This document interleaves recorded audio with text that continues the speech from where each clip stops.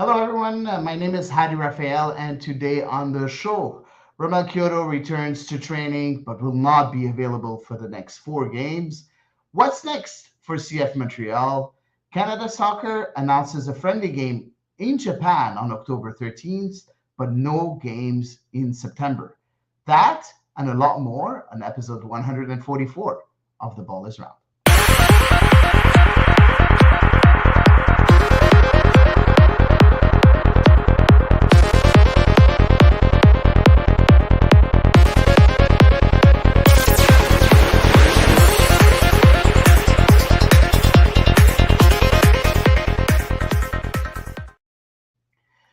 So I'm joined here today by my good friend Elias Gregoriadis. Hey Elias, how are you today? I'm not too bad. Not too bad. How about you? I'm fine. I'm fine. Unfortunately, Eve will not be with us today. You know, it's the holidays. We're taking vacation. It's summer, so unfortunately, we're rarely all the three of us together. But of course, the show must go on. We do have a lot to talk about today, Elias. Yeah, I don't think we'll do 2 hour episode. I know some people will be happy, but we have quite a few subjects that could be very interesting, right? absolutely, absolutely. And maybe a singing competition at the end if you're down, Hadi. Yeah, for sure. Go ahead. Yeah, for Absolutely sure. not. Well, No, that was a joke. Never again. I'm always on for Never anything, again. so no problem at all. So okay, so let's If start with Marseille our if Marseille first. win Ligue 1, then maybe I'll Oh, really? Okay, good. Okay, yeah, you could I'll spend the never entire forget show that singing. day. If Marseille win, you could spend the entire show singing, and we'll sing along with you. Same if Barcelona wins the Champions League. That's they're both about as likely right now. Exactly, exactly. But we'll see, we'll see. Let's talk about our subject. So, first subject, of course, Romel Kyoto is finally back in Montreal after going on a world tour, having fun everywhere, and showing his Instagram, showing off his Instagram with the videos and pictures of him not training. He's back in training in Yeah, Montreal, yeah. but He was doing some solo work and stuff like that. So I mean, yeah, but it's a whole what thing. do you think about that? A player saying he's injured, or a player that is injured, because we're not. Let's see the facts that we have is that he was Yeah. injured, but an Yes. injured player that goes around the world and does whatever and shows up, his daily routine as going to concerts and having fun and not showing any kind of training material or Yeah.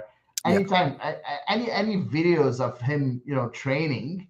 uh, how do you feel about that? I know that Verona wasn't pleased when he saw everything there. Yeah, and he's completely justified in not being thrilled, right? Because at the end of the day, when you're an athlete and you represent an organization, you are an extension of that organization. And if the club sees you, right, maybe they're aware of the work you're putting in, but all anyone sees is you, going out enjoying your time in recovery, and they don't see like I think the first time that he posted a video or a picture of him actually doing some kind of recovery work or shooting with the ball, for example, was last week, right? But he's been injured for months now.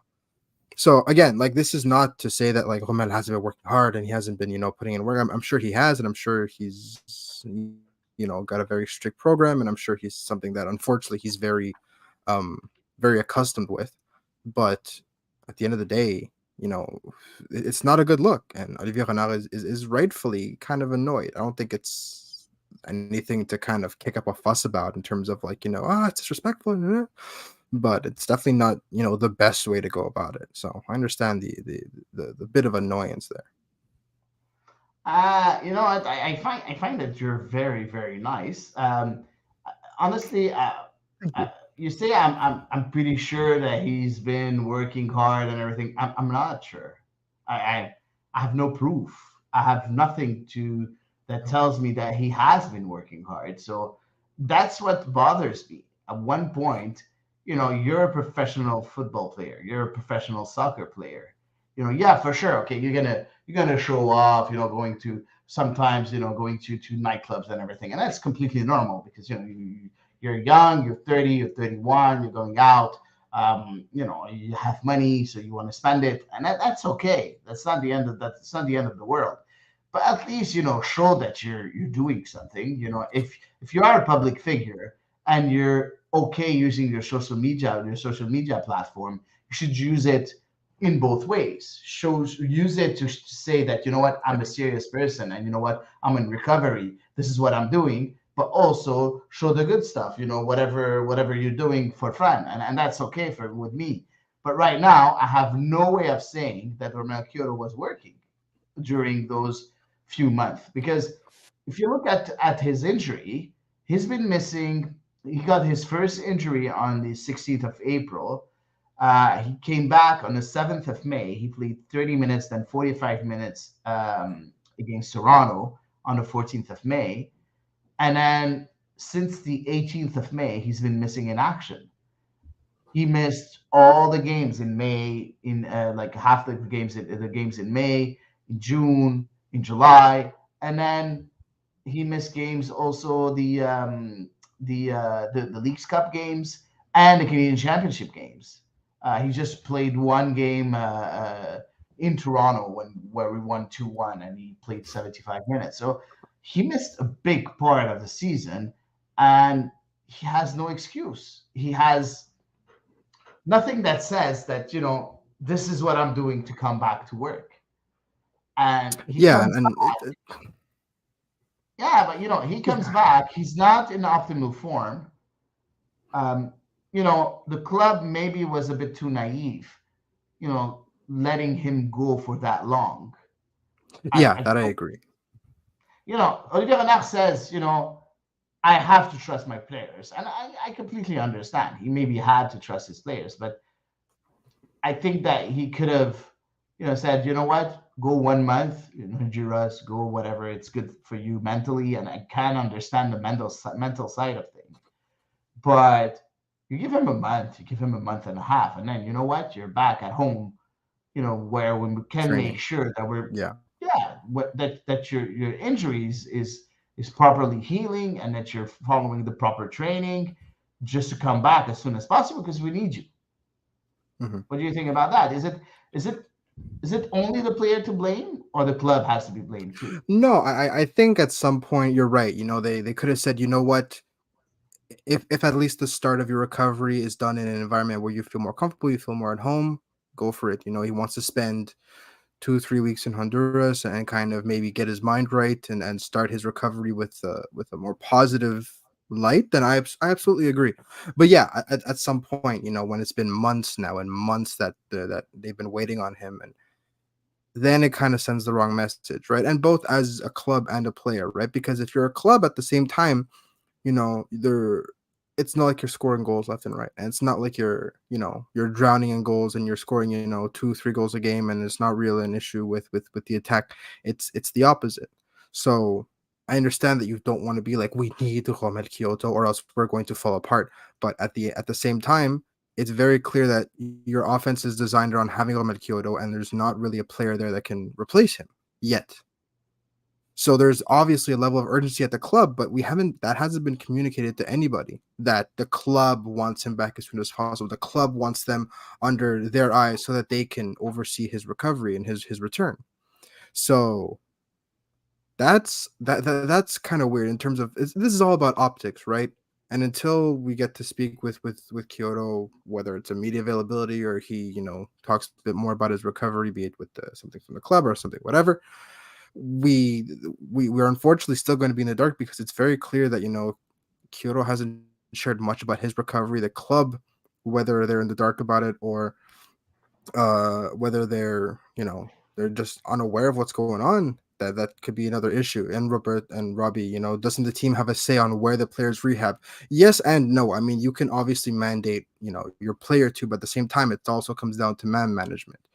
If your player wants to go, say, I want to go back home and I want to just recover there, and then the club wants him here as much as possible, then you try and find a compromise. Here it sounds like they said, stay as long as you need and come back when you're ready, which is not really I which guess the best way of which going is about it. which is in a way it comes back to what Tate is saying. Maybe Romel Kyoto needed a mental break as well. Looking forward to his return. I agree with you, Tate, and I think he did need the mental break because when you're injured like that, you're very disappointed. You need to be with your family, with the one closest to you, and everything. And I completely agree with that. But I think allowing him to stay that long, I think that's the problem. You go for a month, Mhm. okay, and then you come back and you train at home. Yeah, That's the only thing exactly. for me. It's okay to give him a mental break, and I completely agree with that. But the problem is, I think that who knows? Maybe we could have started the rehab, like the last rehab, 2 weeks ago, and we only started it right now because if you look at what Vasily Kermanziri said on TSN 690, he said that we're not going to see Roman Kyoto for the next 4 games. So that means he started training um, on Monday, on last Monday. So that means the 7th of August. That means that if he misses the next 4 games, so he's not going to be back with the team before the 16th of September. So he's going to miss 4 games. That means that it's going to take him a month and a week before he's ready. If he was able to come back a couple of weeks ago, then maybe he wouldn't have missed that much. And that's what. And for me, 1 game when you, and we're going to talk about the rest of the season, but you only have you don't only have like 11 games left with the season. Like 1 game is a big can Yeah. make a big difference, right? So that's the only thing that really bothers me. You see that when he's back in training right now, he's just doing some footing on the sides. So he's not even back to full training yet, No, not which even is close, you know. not even He close. wasn't even doing Exactly, anything which with the is a ball. It bit was mostly just running, right? So, exactly, which is very weird. But you know what? It is what it is. We have a comment from Matthew, and he's completely right. There's the final of the women's semi-professional. No, sorry, young women's. I think under 15, if I'm not mistaken. It's 3-0 Whitecaps against CF Montreal, not CF Montreal, but PF Montreal after 30 minutes. So the Whitecaps are really killing it now. That's on One Soccer if you guys are interested on watching both on two screens. Of course, us and also One Soccer to see the women really trying to win that final. Of course, Montreal is not off to a good start, but that's great that this game is broadcasted by One Soccer. Don't you think so, Elias? yeah, I mean, it's great, right? You're trying to grow the game, and this is an incredible platform, and it's probably the biggest platform that these kids have played on for Yeah, sure in their yeah, lives. So this is like if I had the chance to play on TV, even if it was broadcast to like two people, that'd be awesome. Let alone on One Soccer, which carries the national teams. So that's uh that's a really cool thing, and regardless of whatever happens in their career, they're always going to have that moment. Um, so yeah, good for them, and hopefully they can turn it around and bring some silverware to Montreal for once. we'll see, we'll Somebody see. bring But some. let's go back to Romel Kyoto. You're a teammate of Romel Kyoto. You know everything that happened. Roberto said, to be fair, he did show some training videos once a week. I didn't see it once a week. I saw training videos maybe once a month, but maybe I missed them, so that's possible. I don't like go and watch everything that Romel Kyoto does, so it's possible that I missed a few. But when you're a teammate of Romel Kyoto, you you're killing yourself out there. The team is not really going very well right now, even if they had a good stretch at one point. Uh, and you see your teammate that's supposed to be your leader, that's supposed to be the one that carries your offense, not taking it very seriously, or that's the impression, the perception that we're Mhm. having. How do you feel about all that? Well, I for one would hope that they have a lot more information than we do to go off of. Because if again, like I'm sure there's a group chat, or I'm sure that they're in better communication with the physios than people in the media or people on the outside.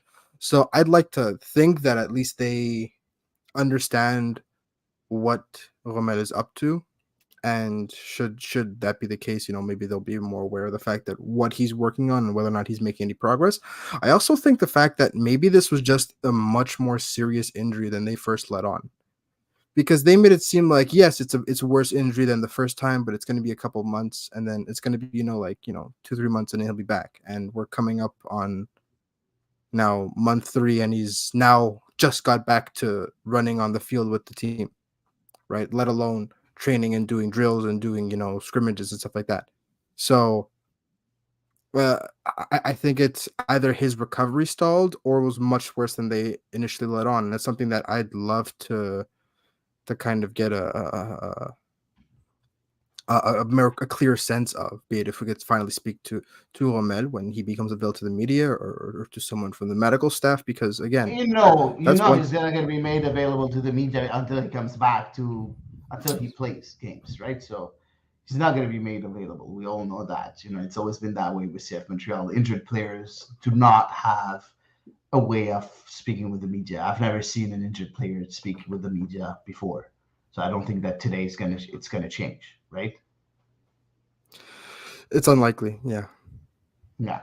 So let's wait and see if, what's going to happen with Ramal Kyoto. So in the meantime, we're going to have to fight with what we have up front, and not only up front, but what we have, as a squad. Let's talk about what's next for CF Montreal, because CF Montreal starts back its run for playoffs on the 20th. So this next Sunday, where they'll be playing Toronto FC in Toronto at 7:30 Eastern Time. Um, that's the first game. But if you look at at the remaining schedule for CF Montreal, as we said before, 11 games left. We have 6 games at home, 5 games away. When you look at the teams that we're playing, I think there's 4 of them, 4 out of the 11 that are out of the right now, that are not qualified for playoffs if that the date or the decision day was today. The rest are all very strong teams. And if you look at the very strong teams, you have New England, you have the Crew, you have Cincinnati, you have Atlanta, you have Orlando, the Crew twice, by the way. Yeah. You look at that schedule. What what should we do? Like, what's the expectation for the end of the year for CF Montreal? What should be the expectations for that team? The expectation should be what it's always been, right?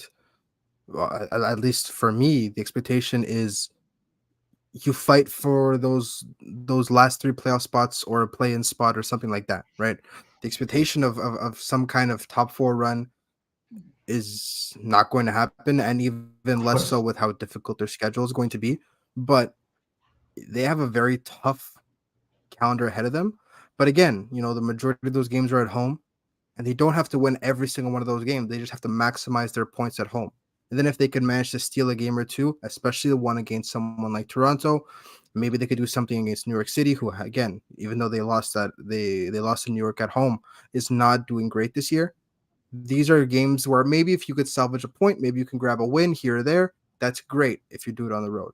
But at home, you have to maximize your points. And Montreal has shown that they could do that against the best of teams, right? So if the game against Cincinnati is at home, the game against Atlanta, I believe, is at home. There's a lot of tough games. If I'm not mistaken, there's a lot of tough games that are being played at home. Chicago, the first game Yeah. against Columbus, Atlanta the New is England game. At, Atlanta is on the yeah, road, I Atlanta believe. is I was yeah, mistaken. Atlanta is in I was Atlanta, thinking of exactly. New England is at home, Yeah. right? All these Yeah. games are at home, and you have to maximize these points, right? So I think Yeah. that a playoff shout is nowhere near out of line.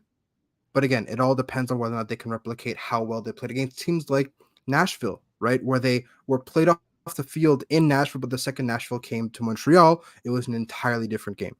So can you now do that against New England? And can you do that against Columbus? And can you do that against Cincinnati? You can do that against arguably the best teams in the league. That's an entirely different story, but it's not at all far-fetched, I find. No, I don't think it's far fetched, and we talked about it at the beginning of the season. I said that the team is going to be it's going to finish between the 8th and the 10th position. They're in 10th position right now. I think Eve said last position on maybe 13th, 14th, or something like that. And Elias, you said maybe 7th, if I remember correctly, like like you were sure that they will be making the playoffs. So we are Of the three of aware us, I that am the most optimistic, so that sounds about right. that we know exactly. So you look at that schedule. Okay, you talked about the games that we're playing at home. The tough games that we're playing at home. But I want to give you something else also.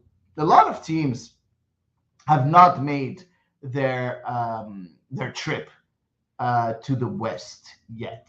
CF Montreal did. Yes. And the two teams, one of the two teams that they'll be playing from the Western Conference are playing at Stade Saputo. We have Houston Dynamo on the 4th of October and then the Portland Timbers on the 7th of October.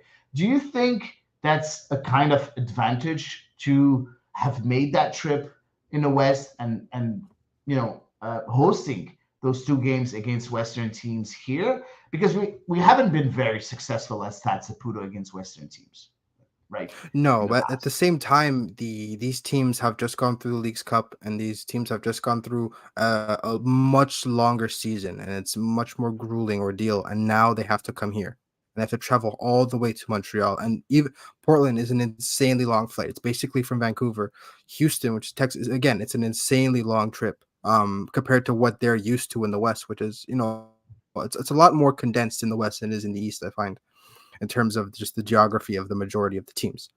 Now they have to take a long trip to Montreal, who are already notorious for being that good at home, and it's a very daunting task. So these are games that Houston is more or less in the same position as Montreal. They're fighting for a play-in spot. Portland has suffered this year, and they haven't been as strong. And I think they're on the outside looking in, if I'm not mistaken. But these are two games that are absolutely winnable. And if you're Montreal and you're looking at these games, especially with how close it is to decision day, this has to be 6 points. There's no way about it. This has to be 6 points. Robbie says if Kyoto can come back and score some goals, we have a small chance to make the playoffs. If not, uh, it will be us waiting until next year. Do you agree with that? Does it come to Romel Kyoto scoring goals? I'm going to answer first. I don't agree Go with ahead. that, Robbie. I'm sorry. I really don't agree with that because I don't think it's a matter of just scoring goals. I think that it's a matter of, first of all, gaining experience, which most of our young lads have done right now. Second of all, I think that we have a player that we didn't have at the beginning of the season, and which is Mahala Opoku. And I think that Mahala Opoku can do wonders for CF Montreal. Not only score goals, not only give assists, but also I'm not saying he's going to be the next Romel Kyoto and he's going to finish the season at 12 goals. That's not what I'm saying. What I'm saying is that he can open up space. He can open, like he can free some other strikers in the box. He can do so much stuff that I think it's going to be very interesting to see him with the team now that he understood Lusada ball, now that he understood the way the team is playing, that he's getting along and he got time with his teammates.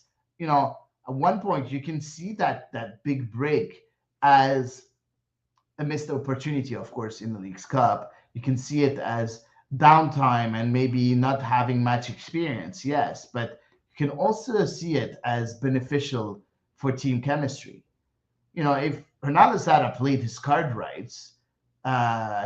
right, I'm pretty sure that the team has bonded, the players have bonded together, has stayed together, has have done some activities together, and that's gonna help the team chemistry. Helping the team chemistry at this point of the season is so important because you look at the standings and we're not that far. Yes, we are 10th, but we're 29 points. The team ahead of us is DC United, has a game more than us at 30 points. Chicago Fire in 8th position with 32 points. And even Who they Atlanta are playing? United, Who they're playing soon, right? exactly. Atlanta United won one more game than us with 35 points. And you have Columbus Crew with 36 points. And you're playing the Crew twice. So you're 7 points away from the crew, and you're playing them twice. So if by miracle we're able to win those two games against the crew, we're back to 1 point behind them. So on paper and mathematically, we're not far off a No. playoff spot. Now, what we need is a lot more than Romel Kyoto, in my opinion. What we need is clarity, creating chemistry on the pitch, creating those partnerships on the pitch, and that's going to be very important. Like your wing back, if you're still playing with a wing back, and your wing back and your right wing back and the right striker have to create a partnership. Like your right wing back and your right center back have to create a partnership. Your right wing back and the midfielder that's playing on the right also have to create a partnership. That's what you need to create. You need those players to know how to play together, and this time can help them achieve that. Don't you agree, or do you think that Romel Kyoto is a big part of this? Oh, he's absolutely a big part of this. But to say that Montreal without Romel Kyoto is kind of like, all right, we'll work for next year is I think is a bit throwing in the towel a bit too early, because look, Montreal's at, like you said, 29 points right now. You take those.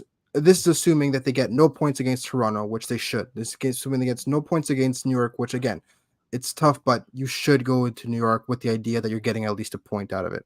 Games like that, you win your 6 games at home. As tough as it is, that's 18 points. You're at 48.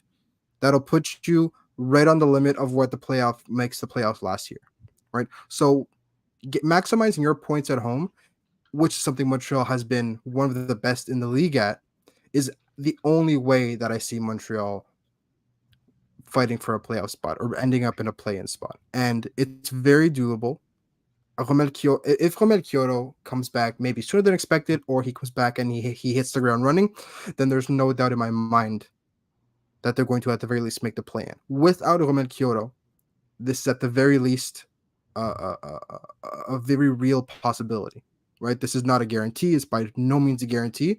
But with the way things are lining up right now, Montreal should have no reason to be any kind of pessimistic or any kind of worrisome about their playoff chances. They should only look at it in the fact that they have their destiny in their own hands, right? They don't have to be like, yeah, our schedule's tough, but we just need stuff to go our way. No, they make their own destiny. It's 11 games. It's the final push to the postseason. And all you have to do is maximize your points at home. You don't have to go anywhere and beat anybody. Ideally, you do. But as long as you take care of business at Stade Saputo, you very realistically will at least make the play in, which is again by Olivier Renard's own admission, mission accomplished. So I think that Romel Kyoto will definitely help, but I don't think it's the end all be all of this team and their postseason chances. Yeah, I'm the same. I'm the same. Now you look at the players that have scored until right now with CF Montreal, Romel Kyoto aside, of course, because he did score already three goals with only 9 games played. Um, you look at the players right now. You have Chinonso Four that scored 5 goals. Sunusi Ibrahim has scored 4 goals, and you have Mathieu Chouanière and Bryce Duke that have scored 3 goals together. Each one of them, sorry. And Zachary Boguillard scored a couple of goals also. So and Ariel Lassiter has scored some goals also, 2 goals also. So we do have some players that are able to score goals. Now, I don't think they're going to be best scorer. I don't think we're going to have a best scorer right now in the club. That's pretty sure. We're not going to have a best scorer. But as a team, I think that team has goal in them. They do have goals in them.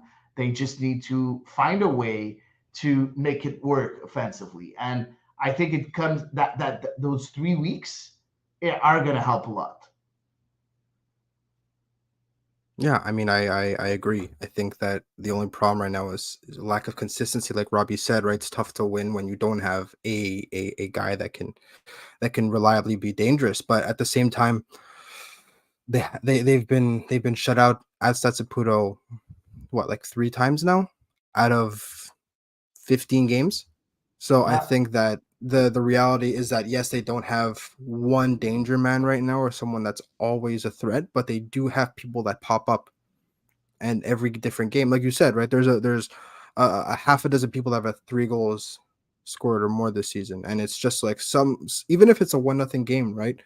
Somebody's going to step up, and that's all they need to make this work, right? Because this year they're not going to beat anybody with the amazing quality of one player. They're going to win by committee. Romel Kyoto is not going to score a hat trick, or George Mihailovic isn't going to put in a brace and have a master class. That's not going to happen this year because there is no player like that. They have to win by committee. So if it's one person doing the scoring, then everyone else doing the game management needed and the defending and the hard work and the grunt work that's needed to get 3 points. That's what we've seen, Yeah, and it's not like it's a one-off. They set the record for most times done that consecutively. yeah, So this is not a big ask, and this is not something that we're asking them to do that they haven't done before.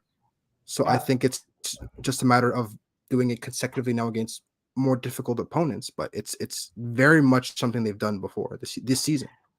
Now, Robbie has a point, though. He says everything you guys say is right, but you can't win a game with 0 goals scored. We have not shown that we can do it with any consistency.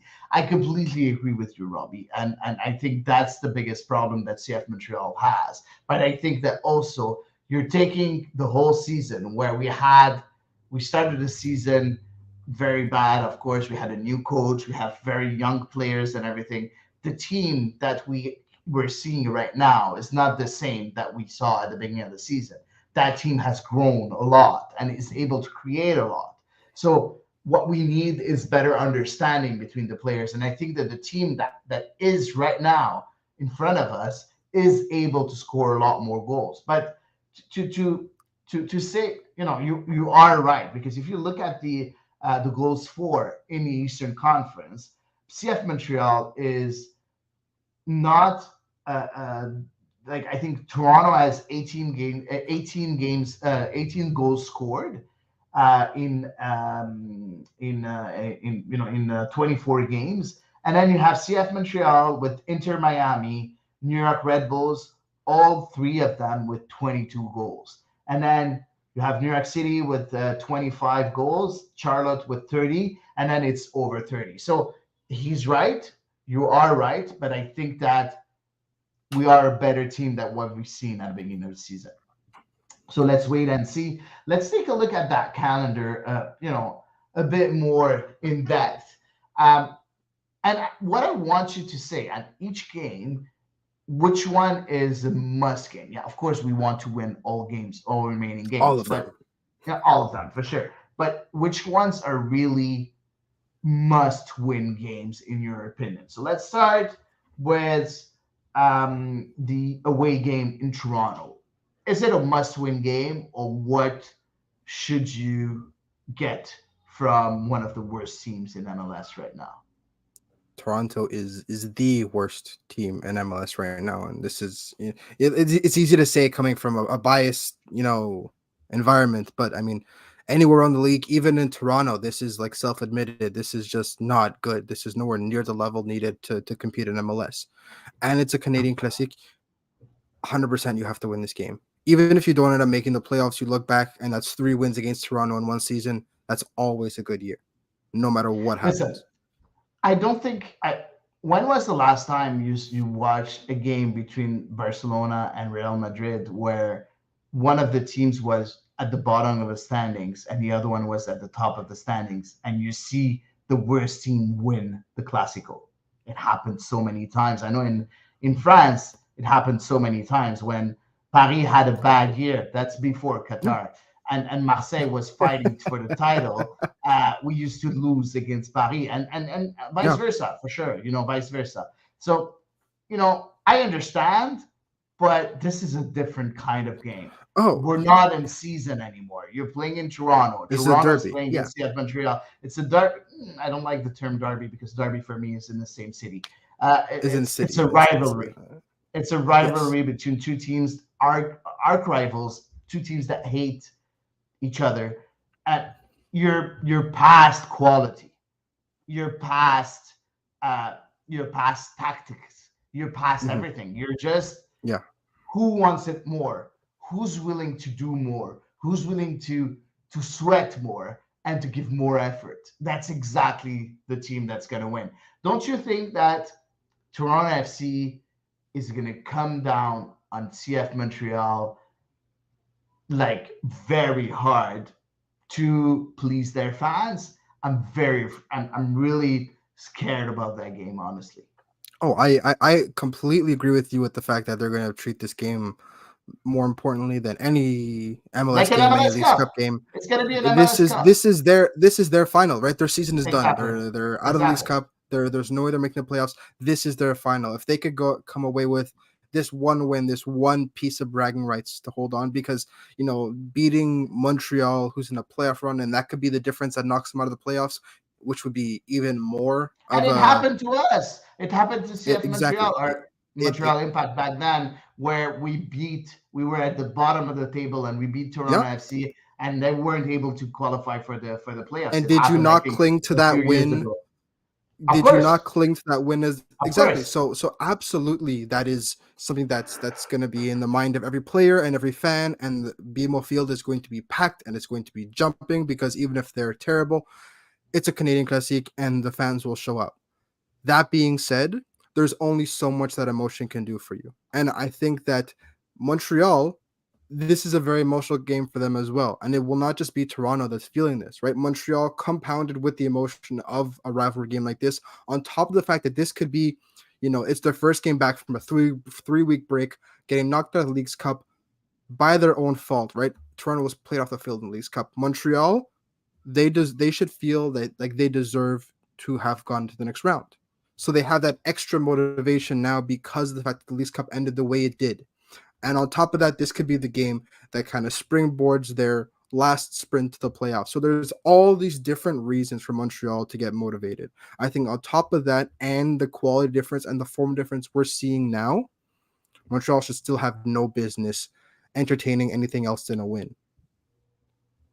I agree, but I wouldn't go as high as a win. For me, this is not a must win game. For me, this is a must not lose game. So getting a draw from Well Toronto, put. Well I'll be put. very, very, very happy. I'll be satisfied. So because getting a draw is showing that, you know what, it's their MLS Cup game, and we still managed to not lose at on their field, on their own pitch. Of course, I would want to win, but for me, this is not a must win game, in my opinion. Moving on, next game against New England. For me, this is a must win game. Yes. You need to make sure that those 3 weeks that you got off have paid off. And you need to show the CF Montreal fans that you're really trying to get to the playoffs. And that game for me is one of the most important games of the season. And winning it will for sure give us more very important games to win after. Yeah. I think if we lose at home against New England, I think it's going to be very, very, very tough for CF Montreal to get to the playoffs. Do you agree And that with is me that this is a must-win game? absolutely, and that's why I think that a win against Toronto is so important, and even the game after that against New York is trying to get that win is so important. Is because it does give them a bit of leeway should they stumble at home. Because remember, this is a very important game for Toronto, and it's a very important game for Montreal. But so many teams have that Montreal is fighting with for the playoff spots have come into Toronto and taken their points, or will come into Toronto and will take their points. So I understand that this is the emotion of a rivalry game, but these are points that other teams are getting that Montreal cannot afford to slip up Yeah, and but lose. other teams And will not be able to win at their rivals on their rivals' turf. So it comes up to the same but thing, is right? it is but how many rivalries are as intense as the Montreal Toronto? Not a lot. Not a lot. Right? Not I a can lot. count Maybe maybe Portland, LA, Seattle, Portland, Portland, Seattle, Seattle, LA. the two LAs, maybe the two New Yorks, and But the that's thing it. is NYCFC is new, right? They've been Yeah, around but it is for a rivalry. Don't forget about that. it's a rivalry, That but game there's was not as much history in it, right? Miami, Orlando is not as intense. So I think that it's a man, very funny Chan. comment. Chan saying, "How do you think New Inter Miami fan?" No, I've always They're enjoyed everywhere. beware. pink. All these So bandwagon fans. I can't stand it. it's it's not pink doesn't mean Inter Miami. Pink just It does means now. a color. No, I'm sorry. I want to wear my pink polo, man. But I do But agree yeah, with you that New England is because again uh teams like Philadelphia have teams like Nashville have beat Montreal on the road. Beat yeah, Montreal when they were at home and beat them comfortably. New England did the same thing. It was 4-0, right? It was an embarrassment. And then the shoes been on the other foot. And in Montreal has managed to get the 3 points. This has to be another one of those cases where you take a look at the road game and take a look at the game at Saputo, and it's a completely different team. And this is where that has to kind of switch on. We're going to see it against Cincinnati later on, but these are those games where they've been played off the field on the road, yeah, but they have to yeah. show their quality in front of their home fans. Yeah, I agree. I agree. I think the first game that's after the break is so important. Now, let's move on with the next game. New York City FC in New York on a baseball stadium. Do you think this is a must-win game? Honestly, No, I know that we're fighting for a spot with New York City FC. I know it's a direct challenger for a play-in position or playoffs position, mhm. but in my mind, it's not a must-win game This is the because don't lose game. This is the must not lose game for me because, like you said, that's 3 points gained for New York, and that's an advantage, true, right? You true. lose 3 points in the race between Montreal and Toronto. In terms of a numbers perspective, it's not the end of the world. But you lose three No, points of ground to New York, then your life gets more complicated because you've invited another team into this race. yeah, So but they're this already is, here. You didn't invite them. They're already there. So, but there's but still yeah, you're right. there's still not a significant gap, but there's a gap between Montreal and New York, and you losing 3 points of distance 3 points. of that gap. There's only 3 points between the two teams. So as long as they don't drop those 3 points to New York, Yeah, yeah, this yeah. is the one and only, I think, cannot lose. So you take a point away, great. But Okay. just as long as you don't drop three to them. Next, Montreal, Columbus, 2nd of September. And just to say, between the 26th of August, you're playing New England. The 30th, you're going to New York City to play NYCFC. And then you're back at home on the 2nd of September to play the Columbus Crew. So 3 games in 8 days. Um, Against Columbus, listen, I'm a very passionate guy, right? I'm a very passionate guy. So I want to win against Wilfred Nossi. I love the guy. We've had him here as a guest on the Ball is Round. I think this guy is amazing. I love his way of coaching. I love the way his team presents itself on the pitch. But I'm a Montrealer and I want to beat my old coach. And Who doesn't, this right? is personal. Who This is doesn't? personal. It is Yeah. personal. It's not. I'm not being a podcaster here. I'm not being a member of the media. I'm just being a supporter, a fan, and I don't want to lose against Wilfried Nancy, and I don't want to draw against Wilfried Nancy at home. I want to win against Wilfried Nancy and all the other people that went away to the Columbus Crew, like Rudy Camacho and like all the rest of the staff that went with Nancy. I want that revenge. For me, it's Revenge Day. What do you think? um, I feel less strongly about it than you do, but I am Oh, in the same boat, oh man. right? Maybe I'm not out for for vengeance, but I do think that putting a performance like this in front of your old coach who left you for what he considers to be a more enticing project is so important, not just for the team and for the morale, but for the club as a whole, to send a message and say, look, our coach, who was, you could debate him, Jim Curtin, as coach of the year last year, whatever. But our coach, who was arguably one of the two best coaches in MLS last season, said, I think Yeah, this project is more my speed and I'm leaving you for it. Right? Did not say those exact words, but that was basically the message when he left. yeah, You're allowed to believe that. But now you owe it to yourselves as an organization to show him that he was wrong.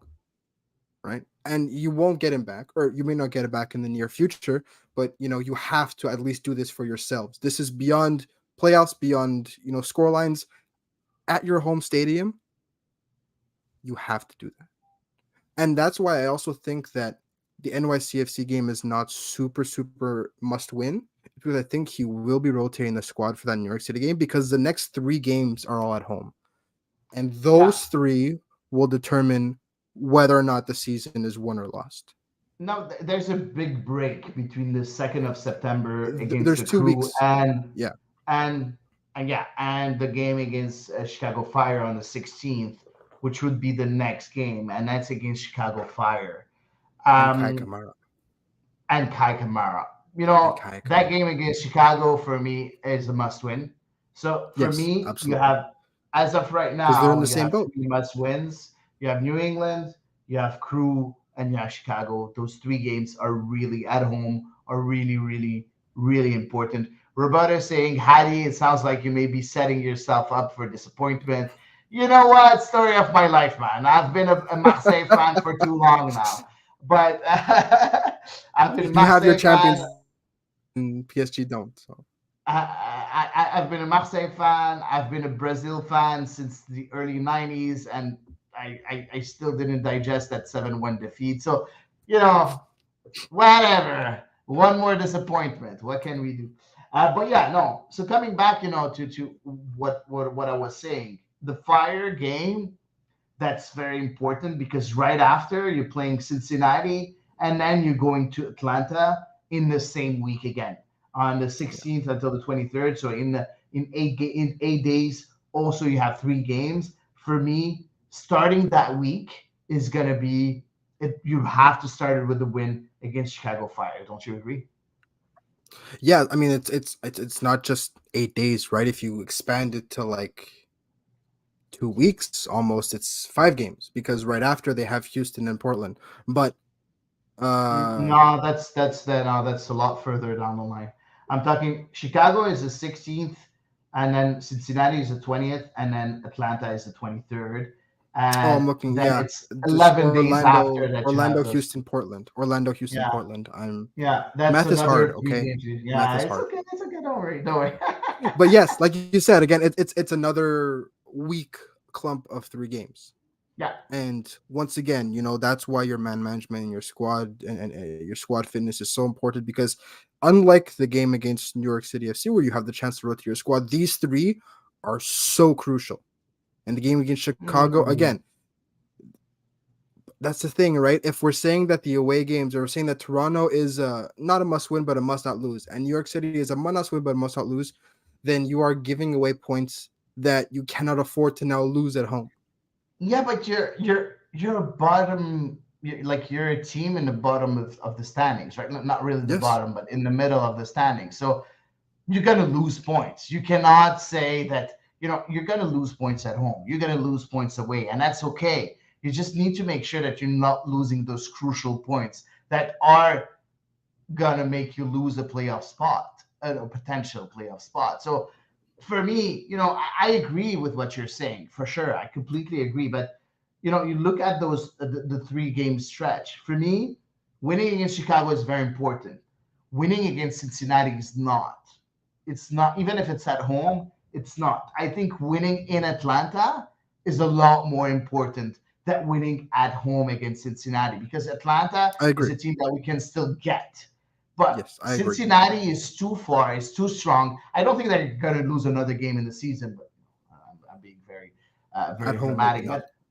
But so I I don't think that Cincinnati is a very important game. I would, do a rotation for the Cincinnati game to make sure that we're going full strength in Atlanta because that game is going to be a must win. If not a must win, maybe a must not lose. I'll I be must okay not with lose. that. But a must win, I think a win would kind of, if we've had the right results before that game, in the games that we talked about a bit earlier, I think if we win that game in Atlanta, then we're almost qualified for the playoffs. It's going to be It's as looking simple as very that. good, yeah. Yeah, But again, yeah, these, yeah, these are all subject to change, right? You win. Let's say of you win course. in Toronto, you win in New York. then all of a sudden, you can allow yourself to maybe rest the squad or rotate some players and trade points, if you will, against a team that you're allowed to rotate the squad against Cincinnati because you know that getting points is a long shot. Yeah, But if we're even if it's treating the home. away games, exactly, because like we said earlier, right? If we're treating the away games as we're not going to get our points, that's fine. Then you have to maximize the games at home. You Of have to, course, I agree. because then I if you agree. then if you don't, then there's no chance, right? So if you're not Yeah. willing to go out there and try and take points away from New York and take points in Toronto, or take points in Atlanta, yes, absolutely, you have to. No matter what the schedule, no matter how it goes, you have to take points off Atlanta. But if you don't do it against the teams that are below you and on the road that are struggling at home, then you have to absolutely maximize it when you play at Stade Saputo. Yeah, I And then agree. I agree. you're forced to a situation where you have to beat Columbus and you We're, have to beat Cincinnati, which is just yeah, I feel like it's yeah, but we're it's looking a at huge ask. we're looking at this right now on the 13th of August, right? So of course things can change. But if you're getting the results that we've been we've been preaching right now, then that game in Atlanta is very important. And if you win it, Yes. and that game in Cincinnati would not be very important because you would have won the game against Chicago, you would have won the game against the Crew, you would have not lost in New York City. Would have won the game against New England, and you would not have lost in Toronto. So that would be an unbeaten streak right now. So that game against Cincinnati wouldn't be very important. Now you look at the remaining schedule. Okay, Orlando City. For me, that game is not important at all. You lose, I don't really care. It's not going to be very important because the next two games, and those games are going to be very important, is the two games against the Western teams. So the Dynamo and the Timbers right after. You win those two games, you're back on track. Everything's fine. We're very happy. And then the last game wouldn't matter anymore. Playing in the Crew in Columbus, whatever, win with Nancy. I'm happy for you. And then it's okay. We go to the playoffs. What do you think about those last four games? I gave my opinion. What do you think? Yeah, no, I think we're kind of in the same boat on that, right? As long as in the last four games, as long as you take care of your Western opponents, the other two, you trade maybe of the two games, you get a draw and a loss. Not ideal, but you have the 6 points you get from the two Western teams that you absolutely must take. So yeah, I think that that's not entirely unreasonable. Again, this is a best case scenario for Montreal. I think that we're Yeah. kind of laying out here. I think it's a bit optimistic to say they're going to get any more points than what we're laying out. This is pretty much a dream sequence against a very tough run of opponents. So I think that anything more than this is a bit too far fetched. Listen, But again, by six then wins. Romel Kyoto was supposed to be back, right? So Yeah, he's listen. supposed to be back after the Well, Columbus game, which is in theory. what we're asking in 11 games, we're asking for six wins, um, three draws, and two losses. It's feasible. We're not asking for the moon, It's right? it's above the level that they've played at Is for a it? lot of the season. Is it? Look at, and it's funny because you're the one that said that talked about their Yes. home record. You look at all the teams seated seventh until the end of the standings. Okay, Montreal has 8 wins, 3 losses at home. They're the best team at home if you look at all the teams after the seventh seeded, like Atlanta and below. So Atlanta has 7 wins, 2 losses, 3 draws. Chicago has 5 wins, 1 draw. Sorry, one loss, six draws. Then you have New York Red Bulls, 5 wins, 3 losses, 4 draws. Charlotte with 3 wins, 3 losses, 5 losses, five draws. Sorry, and then CDFC, 4 wins, 2 losses, 4 draws. Toronto, 3 wins, 3 losses, 6 draws, and then Miami with 4 wins, 5 losses, and 2 draws. Now, of course, Miami is completely different. Yeah. Robbie, I know you want Eve and her pessimistic side. Unfortunately, she's not here. I know you replaced Eve in a lot of hearts as being the pessimistic one, This but is the optimistic this is episode, and there's we're nothing not you can being do about it. optimistic. I don't think. I think Six, we're 3, and 2. That sounds like something I would say, not something you would say. 6, 3, and 2 no. I think that's is what's needed. definitely. I'm not saying this is what's going to happen. I think this is what's needed to qualify for the playoffs. This is what's needed. This is what you need to do. This is what Montreal needs to do. Now, are they able to do that? I'm not sure. I'm not saying that this is going to happen, but I think it's still feasible with the team that we have. But I Yes, don't think it's going to happen. That's like I exactly said, what I'm there's saying. enough I'm being quality in this realistic. group that can happen. Yeah, exactly. But and let's move on to the last part of that segment. What needs to happen on the pitch tactically for this to work, in your opinion? We have seen so many changes. Um, Hernando Zara has had enough time to put whatever he wants in place right now. What do we need from Hernando Zara and his team in order to reach that objective? That is 6 wins, 3 draws, and 2 losses. If he is brave enough to pull the trigger on this, I want to see them in a 4-back. I would love to see them in a 4-back, because then With you give 4 back, and then the rest, like 4-3-3, four whether they four play two, four whether they five play a one. 4-2, whether they play a 4-2-3-1, whether they play a 4-4-3, a 4-3-3, because they have the legs and they have the energy in the midfield to get it done. Whether they play with a double pivot, they have Wanyama and Piet, and then they have Chouanière driving, or they have Wanyama and Chouanière, and they have Duke a bit further up the field. I think that if he really pulls the trigger and spends the last 3 weeks working just on making the 4 at the back work with 2 sets with a winger on each side, it could produce some really, really interesting things, because the very few times we've seen them play an actual 4 at the back, and not just because you changed formation and you're just throwing forwards on the field at this point. It happened twice. It happened against DC on both games.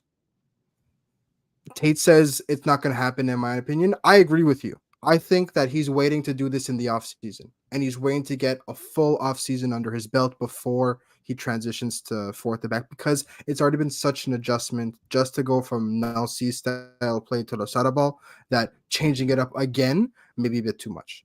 But if he pulls the trigger over the last 3 weeks and they buckle down and they just learn it could be very interesting, and it can catch a lot of people off guard, because this has kind of become Montreal's bread and butter through Thierry Henry, through Wilfried Nancy, and through Hernando Zara, to have this 3-back, to have this slow approach that then under Losada it accelerates, but it's a very methodical approach through 3 at the back. If they do 4 at the back, because Rudy Camacho's not there, and they have Joel Waterman and Gabriel Corbo as a pairing in there, I would be very excited, because it's fresh, it's new, and Losada's style of play, that direct and aggressive style of play, is perfectly suited for a 4 at the back, not a 3 at the back, because then you have too many Okay, people behind the ball and nobody ahead of it.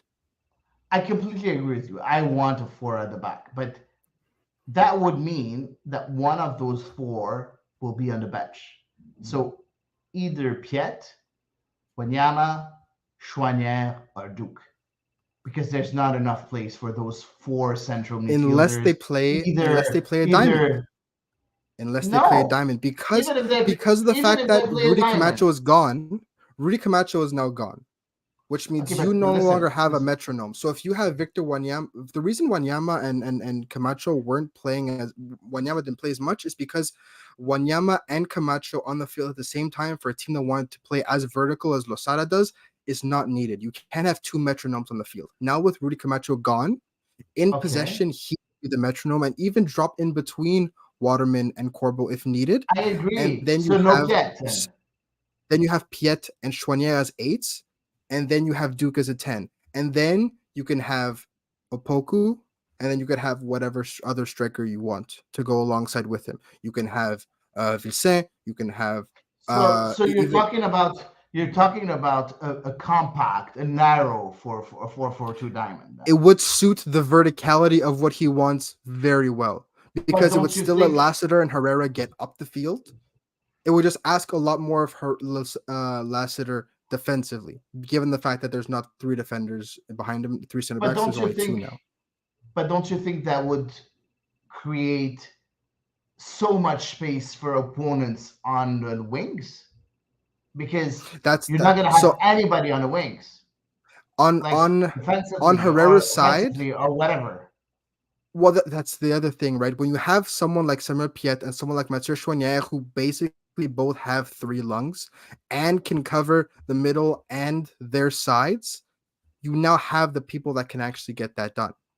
The only trick to getting it to making it properly work though is if Lassiter can kind of nail down the defensive aspect of what it means to be a left back. Because with the left wing back position, he gets the freedom. It was fine. But you saw it against DC and you saw it against Pumas where he was miserable on that flank because of the fact that he just doesn't have the defensive chops. So if either Losada is willing to live with that liability or Lassiter steps up his defensive game, this diamond could work wonders because then it really does give Duke the stability behind him to do whatever he wants. He now all he has to do is look for spaces and create and enjoy himself. He can link up with the midfield. He can link up with Apoku. He can link up with the other strikers. He can do whatever he wants. He can go wherever his heart takes him because of the fact that he has Wanyama, Chouanier, and Piet behind him. Nathan Listen, I Saliba slots into that. He could slot into the six. He could slot into the either of the eights like a glove. So I think that if he were to do it, that's how I'd like to see him do it. If he waits Interesting. until the offseason to do it, I would not be surprised though. Question for you. When was the Yeah. last time you saw a team play in 4-4-2 diamond narrow? Philadelphia does it. Granted, Philadelphia's squad is significantly stronger, but in terms of ideology, But they I would don't not do be it anymore, surprised. right? They're playing with a three back now, right? They play with three backs now because of injuries. But last year, when they went all the way to Last MLS year, Cup, yeah, but they they changed played it. with a diamond because of Yeah, injuries but and because of not departures. narrow. They weren't playing with a narrow diamond. They They were did. They playing with had the their, normal. but the thing is because because their midfielders were technically and physically strong enough that they could cover enough space. Someone something like Mathieu Chouanier could do very easily. Something that Samuel Piet can do very easily. They both have enough legs and enough Yeah, energy to cover that space that's left by the fullbacks, but to also be technically sound enough to make the system work that they can that's interesting. absolutely have this happen. That's interesting. That's very interesting. You That is almost where I'd like convinced to me. see them play. You Almost. almost I'll take you it. I'll take it. almost convinced me. I'll Listen, take it. I've been racking my brain to see what will be the best tactical formation for CF Montreal. I agree with you that we need to go to a back four because nobody wants to play in the middle of the back three anymore. I don't think that Corbo is cut out for it. I know everybody wants to see Corbo in the middle. I don't think that's his position. He's doing so much, so much. He's been so awesome as a left center back that it will be a shame to see him in the middle. Waterman doesn't want to play that position, and George Campbell is atrocious at that position. So I don't think. Yeah, I'm a bit mean, but it's true. Um, Harsh but true. Harsh but true. exactly. So for me, I've been racking my brain to see what would be the best formation, tactical formation for that squad, and it reminded me of Carlo Ancelotti and that Christmas tree formation, and I think that could be very very interesting with the squad that we have. A back And Vanni four. Sartini. I'm gonna go back Well, I and mean, Vanni Vancouver does it Sartini. a lot Yeah, too. Yeah. true. So, but and what's interesting is that just to explain what is the Christmas tree formation, it's as simple as having a four back, three defensive midfielders, or maybe you know a triple pivot in a certain way, and then having two creative midfielders and up top a striker. What's nice is that the creative midfielders don't need to be tens. You can have a Poku or Sunusi Ibrahim next to Duke, and that could be very interesting because they'll be able to fill that gap between the triple pivot and the striker, but also they'll be able to bring better speed of execution, which could be very interesting and very lethal. And up front, you would have that striker, who should be Mason Toy in that position. So I think I think that's the best formation right now because I think that having that triple pivot would cover those wings very easily than with a 4-4-2 diamond, narrow diamond, because you would have three players, covering the as your whole base. yeah, exactly. The whole pitch. So for me, that would be the ideal formation. But I agree with Tate also. I don't think we're gonna see a change in the with the No, back. I don't think we're gonna see a four back. But I think that's gonna be what's important. And also, I think that playing with a 4-4-2 diamond, I don't think that Duke as a lone offensive midfielder can do the job. I think he needs that a bit of support. Even if he's been very good lately, I love his energy. I love the fact that he's been shooting from long range, which was we've been asking a lot, and he scored a goal also. begging. Exactly. He did Uh, score. Yeah. he scored a goal, I think, Leagues Cup, right? If I'm not Yep. mistaken, Against the Pumas. goal against Pumas, exactly. So yeah, I think one of those two formations could be very interesting. I don't know if any one of our listeners have a proposition as a formation. Like, go ahead. We're not we're able to discuss this with you. I don't think that the 4-3-3 is good because we don't have the appropriate wingers, in my opinion. Um, and that will mean that one of those four midfielders will lose their spot. So either Piet, Wanyama, Chouanier, or Duke. And for me, those I think the four midfield is too are strong. very Yeah. important. Exactly, are very, very important. So We are both in that's agreement though that you have to pack the midfield uh yeah, and kind of yeah, use that energy, which yeah. is again, it's one of the things that I kind of wanted to see after Mihailovic got sold and they didn't really bring in someone else was, kind of maybe overloading the midfield and hopefully we see something wild and crazy. I do think it'll happen over the winter, but that is definitely on my Christmas list to see that over the maybe in the new year. But I think that Yeah. you play it safe and you stick with what you know now, and then get into the playoffs and then see what happens. Or maybe try it against Toronto or try it against New York and maybe you're feeling a little bit a little bit spicy. You want to experiment and you want to cook a little bit. Listen, what I had on my list, on my July list, unfortunately didn't happen. I know you tweeted about it, but Dimitri Payet will not be signing with CF Montreal, unfortunately. So it's yeah, very disappointing, but whatever. I was expecting it also. C'est So la let's vie. wait and see. Exactly. Let's wait and see if there's still a possibility that CF Montreal adds an extra player. They do have until September to add any out of contract players. So do you think that's a possibility? I don't think so, to be honest. Well, But we do you talked think it's about a it possibility? last week, right? With Olivier Renald's comments to the media, it looks like they're now in off-season preparation mode. So they're starting Okay. their scouting and they're starting their search for what they need for next year. I think that if something golden falls onto their lap, they're not going to say no. But I think anything they go out looking for will probably be done over the course of the winter in preparation for next year because it seems like they've fully shifted their attention towards the 2024 season.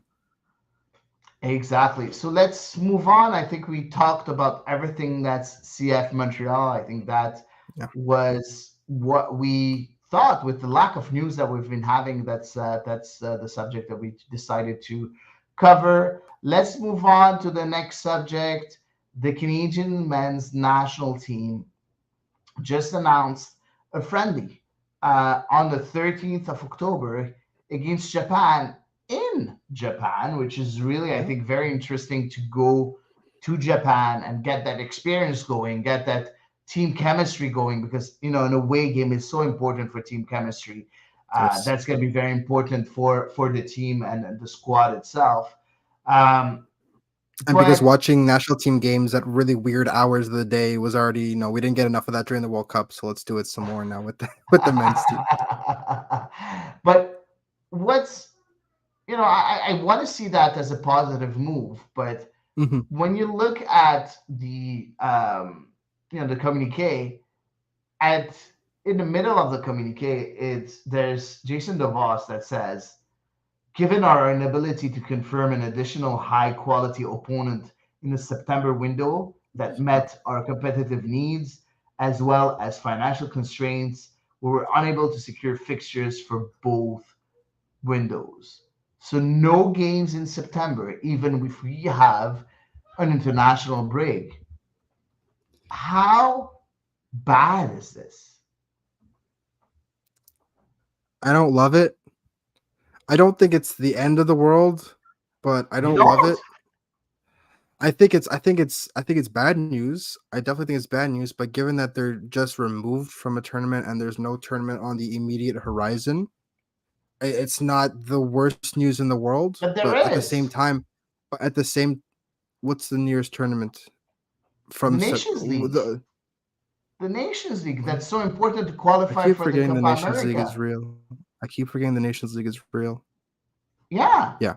It- I was you more know, concerned about the message that sends that Canada cannot schedule friendlies, like this, right? If you're a team that's qualified for the World Cup, you should have no difficulty finding friendlies to schedule it's with just teams. because they I'm don't not, I'm have not talking money. about, I'm not talking about, but that's the thing. That's what worries me, right? That you do not have the financial capabilities to schedule friendlies against teams at the level which you want to operate. I'm not talking about playing against Argentina and France and then top 5 in the world. I'm talking about teams within the top 50 that you can play against consistently and go like, who's this window? Okay, this and But this. one sec. Sorry.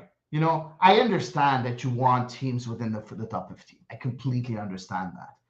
But if you have a chance of playing against Bolivia or Peru, why don't you Oh, you take take that it.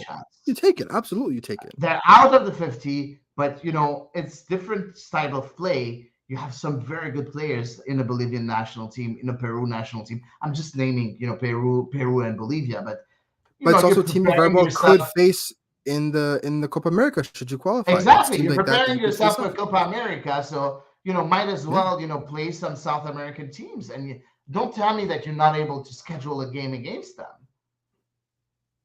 And apparently even that's what they're if saying. and Apparently that's what they're saying. if if this is too hard and they're already taken, they already have games scheduled. Those all the South American teams, which I really doubt. I think that it's even better to play against Haiti than not play at all. Absolutely. Why wouldn't you want to play like a But that's what they're saying. They're not going to play.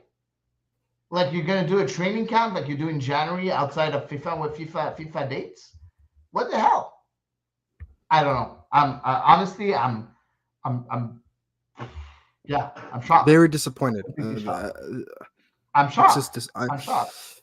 Thing is, We I've come have to we have expect nonsense from the from yeah. the federation, but It's maybe nonsense again. But nonsense on this level consistently is what's disappointing because again, the fact that there's supposed to be this new leadership coming in, and I get it. It's going to be some growing pains, and we want it done sooner rather than later. It's just still very frustrating. But another thing that you know we kind of talked about this after DeVos was appointed is there's almost like a refreshing candor about the way he delivered the message. Right, there was no tiptoeing around. He wasn't hemming and hawing about it. Well, there's this and that's why, and then all of a sudden we have no friendly. It's like no, we have no money, right? And like it's not good, but at least they're being straightforward about what one of the issues are, which is just like it's yeah, financial, it's budgetary. yeah. Okay, but moving on, I think we talked about it. I don't think that's the right approach, but that's my opinion, and I'm not in that Agreed. position, so Yes, agreed. we'll see.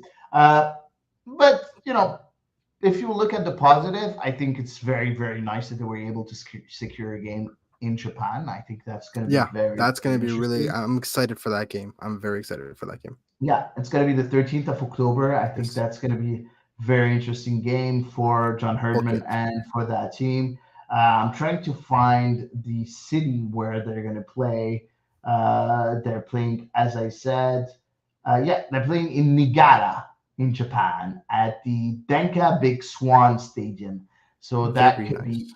very, very, very interesting. Um, we have a question from Tate looking for a prediction. When does the Canadian men's national team next play a game at Stade Saputo?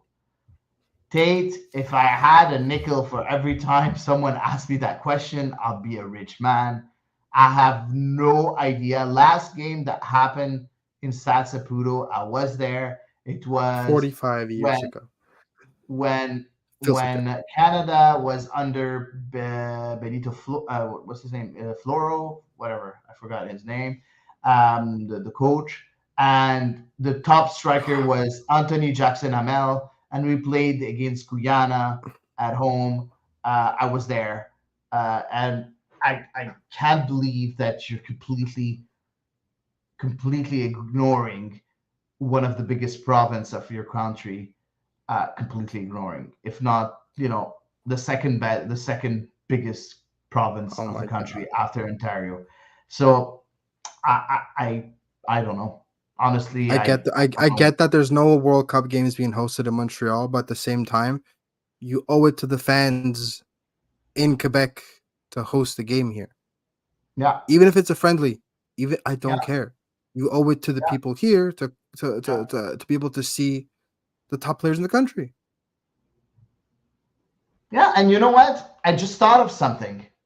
What if in September, yeah, during the FIFA, the international window, you play against the best Canadians of all three MLS teams.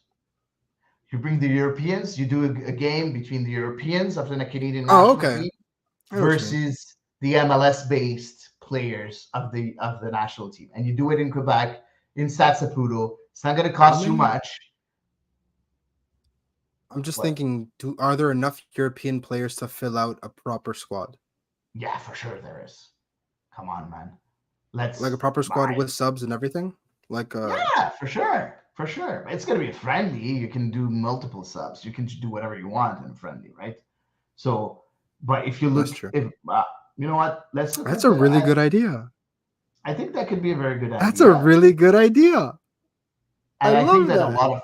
a lot of fans will turn up because I it will love be. that. That's awesome. And if you look at that, you have.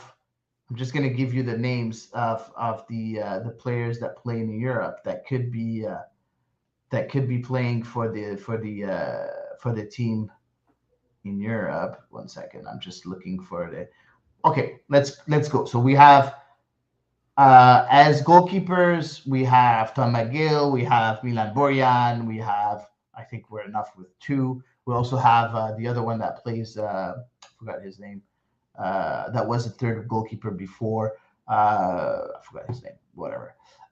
You have as defenders, you have Steven Vittoria, you have Dominic Zator, you have Scott Al- Kennedy, Alistair you Johnston. have Alistair Johnston, you have Derek Cornelius, you have Alfonso so Davies. many different options.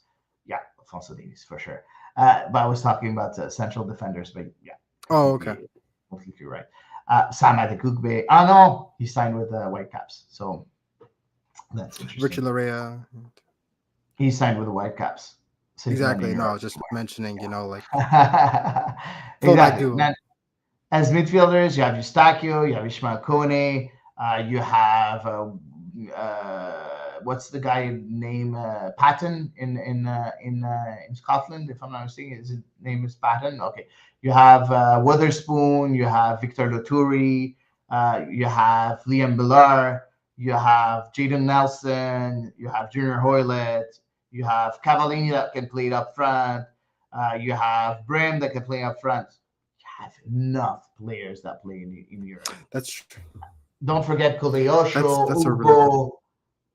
you have so many Isn't players. Ugbo? Well, I mean, Ugbo might become an MLS, right? Cardiff So City. depending on Ah, reports, he signed with Cardiff City and he just scored a goal.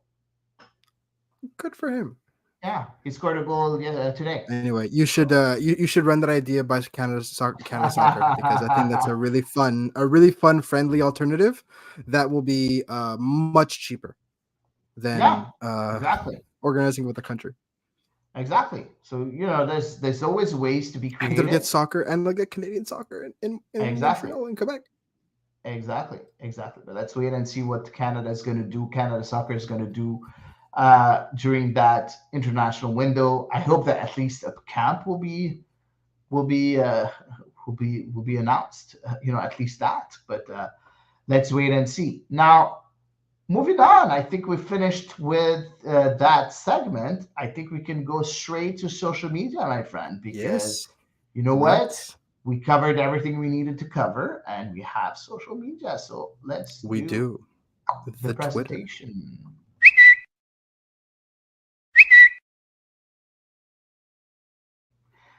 Yeah, so let's start with the first one of our tweets. So that's Yes, from Sean Richardson. Sean Richardson. Yeah. So, and this is why it's important for young players to go out on loan rather than sitting on the bench all year. This is in response to a tweet from Josh Deming talking about Rita Zouir scored two absolute rockets last night for San Antonio. He is thriving, playing some incredible football in the moment. 6 goals and 3 assists in 14 matches at 19 years old in the USL. Hadi, how important is these loan stints for these players, and who would you like to see be the next CF Montreal player go out on loan? Because we've seen Jonathan Sirois and we've seen, you know, people like Sean Rea that come to the squad and maybe for Sean Rea who's had some tough time adjusting, but they come to the squad and they look a lot more mature and a lot readier when it comes to someone like Jonathan Vilsaint, who flat out said, I don't want to go on loan. I told him I didn't want to go on loan. And it seems like he rather, collect 5 minutes here and there instead of, getting meaningful minutes elsewhere. You see Jean-André Lassie, who had a really good run for Atletico Ottawa. You see now Elias Iliadis, who's played his first full game for Atletico Ottawa yesterday, I believe. Who's the next player you want to see on loan, and why do you think that some players are still so reluctant to do that? Players want to play, and they think they're good enough to get minutes with the big squad, with that squad, with the first squad. The thing is, at the end of the day, you have to be smart. Getting minutes under your belt, professional minutes, is so important. Ridasu here is doing that. And I think he's shining right now. And I think he's saying to Olivier Renard and to Vasily Hermanzidis and to Hernando Sada, hey, friends, my spot should be guaranteed in 2024. Because right now, Ridezu here is guaranteeing his spot in the squad of 2024. They For want me, someone it who can would shoot be from distance, right? true. But also, when you're a midfielder playing as number eight, a lot of people are saying he's playing number 10. It's not really true. He's playing number eight there. You have 6 goals, 3 assists in USL. That's very, very good when you're that young. Don't From the forget that from the Ridezu midfield, here, yes, absolutely. 19 years exactly, old. and he's only 19, so it's very, very young. So I thought that this year would be his breakthrough season with CF Montreal, but it wasn't.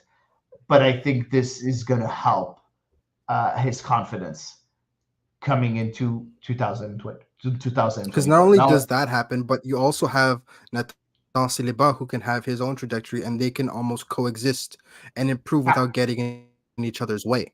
Right? Nathan Saliba's yeah, had also a very strong season. I think if you swap roles and you have Zuir stay here and you have Saliba go on loan, for example, I think they both have a similar progression. I think they both continue to deliver. Just again, obviously different uh, outputs. Zuir is scoring and Saliba is playing at a higher level, so it's not necessarily he's not scoring 6 goals and getting 3 assists, but they now are not stepping on each other's toes in terms of minutes and in terms of the pecking order. So I think that's very important that they don't get in each other's way because they're two very promising young midfielders.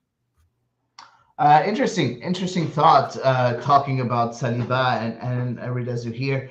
I don't think Saliba doesn't want to go on now. We all That know was that. another thing. He said he was clear about not wanting to go on loan, but they found a very creative solution, and both players seem to be benefiting from it. Exactly, but I think that next year we're gonna have another kind of uh, big decision to take. Like CF Yeah, Montreal is gonna have to take a big decision. You know, having Rida Zuhir, Mathieu Chouanière, Saliba, Piet, Wanyama, that's too many. So they're gonna have to make some choices at one point. So we'll unless they see. play with a diamond. Yeah, but then if you play with whatever.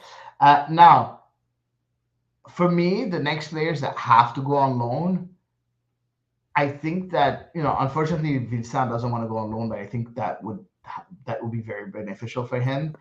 Uh, I still think that Sunusi can benefit from going on loan. Torkelson can benefit from going on loan. Those two players, and of course, academy players. I don't know all the academy players, but I know that there's a few a goalkeeper that's I think 17 right now. If you're able to send him on loan somewhere, get him minutes, that could be very nice. Sending players that are 17, 18 that are very promising, that should be the goal of CF Montreal. This is what we need to do. Start sending on loan in USL those 18 years old, or in Canadian Premier League, those 18 years old, to make sure they're prepared for the next step with CF Montreal. We're also always going to be a young team. That's the whole project behind CF Montreal philosophy right now. So yeah, 18 years old, please go ahead, go in the Canadian Premier League, go to the USL and get some minutes under your belt so you can battle for first team a spot the year after. Absolutely, absolutely. And there's some really, really strong players in the academy in the League One Quebec team that should be looking to make the next step. And I think CPL is definitely the next plateau they should be looking at. Exactly. Moving on with the second tweet, and it's from our Yes, friend. Arcadio. Yes, this is in response to the news surrounding Rudy Camacho being traded. I understand the disappointment of supporters to see a pillar like Rudy leave during the season. However, the level of negativity and bitterness towards the club is beyond me. Already, when it was at the rumor stage, we wrongly lent CF Montreal the worst of intentions. Heidi, this is something that is very common amongst supporters. Do you think that maybe the initial reaction was maybe a bit not out of line, but a bit harsh on the club? And do you think that the fans sometimes, right, with good reason, the fans have seen that the club has occasionally made mistakes and dropped the ball, but do you think sometimes they deserve the benefit of the doubt? Fans want trophies, want wins, and the club is going to look at the bigger picture. They're going to look at the next cycle. They're going to look at what makes sense, at the money situation and everything. The fans, they don't care about all that. So when you have your general in the defense leaving, it's impossible, even if the decision makes sense on paper, even if it's the right decisions for the future, for the next cycle and everything, the fans are going to be unhappy. That's completely normal. So, and the club knows that. What's interesting is the communication of Olivier Renard afterwards, trying to discredit a bit Rudy Camacho, saying that he hasn't been a fan favorite. Everybody's talking about him like he was a god, and the first 3 years that he played, he everybody wanted him out. I think that's very intelligent from Olivier Renard. And yeah, I think that sometimes fans' reaction are a bit too harsh. But you know what? That's why they're called fans. They're here to criticize. They're here to be passionate about the club, uh, in good times, but also in bad times. And this is a normal reaction for a fan base that just lost one of their veterans in the backline. I don't think it's I don't think it's a yeah. I wasn't shocked. I wasn't surprised to see the reaction of the fans on Twitter. Were you? Interesting. I think I knew they'd be upset, and I can't blame somebody for being upset. I Yeah, was, however, sure. surprised to see just how sharp of a turn it was. They went from Of like course. being a little. But If I had seen people going like I love Rudy and he was a great fit and I'm sad to see him go, it's fine. But people are going the club is finished and they don't care. And I question think for that you. some of the reactions were a bit harsh. But people being Question for disappointed, you. I could not. I completely understand. Yeah. Question for you. Last year, at the beginning of Uh-huh. the season, Yes. nobody thought that CF Montreal would even make the playoffs. We finished second in the standings. Yeah. So if last year Rudy Camacho was traded, I don't think we would have had those remarks right now. The fact that the team is losing, lost players, very important players, and is sits, around the bottom of the table, that doesn't help.